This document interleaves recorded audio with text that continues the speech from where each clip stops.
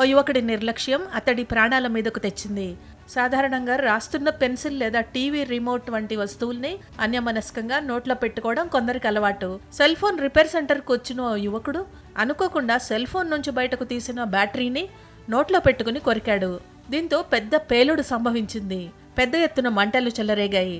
యువకుడికి నోరు, తల భాగంలో తీవ్ర గాయాలయ్యాయి. ఘటనకు సంబంధించిన సీసీటీవీ ఫుటేజ్ సోషల్ మీడియాలో వైరల్ అయింది.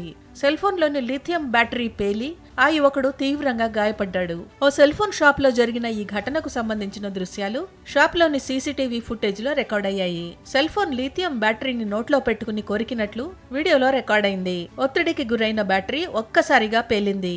షాప్ లో మంటలు చెలరేగాయి. కస్టమర్లు పరుగులు పెట్టారు. ఈ ఘటనలో యువకుడు తీవ్రంగా గాయపడ్డాడు. నోటిలోనూ తల భాగంలోనూ తీవ్రంగా కాలిన గాయాలయ్యాయి. చికిత్స కోసం ఆసుపత్రికి తరలించారు. లిథియం అయాన్ బ్యాటరీలు సాధారణంగా స్మార్ట్ ఫోన్లు, ఎలక్ట్రానిక్ డివైస్లలో అధిక శక్తి కోసం వినియోగిస్తారు. అయితే అవి పగిలినా లేదా కొరికినా చాలా ప్రమాదకరం అంటున్నారు టెక్ నిపుణులు. బ్యాటరీ కేసింగ్ దెబ్బతినడం వల్ల థర్మల్ రన్అవే అనే రసాయన ప్రతిచర్య జరిగి తీవ్రమైన వేడి, మంటలు లేదా పేలుళ్లు కూడా జరుగుతాయని అంటున్నారు. యువకుడు బ్యాటరీని కొరకడంతో రసాయనిక చర్య జరిగి పేలుడు సంభవించింది. వీడియో చూసిన నెటిజన్లు రకరకాలుగా స్పందిస్తున్నారు.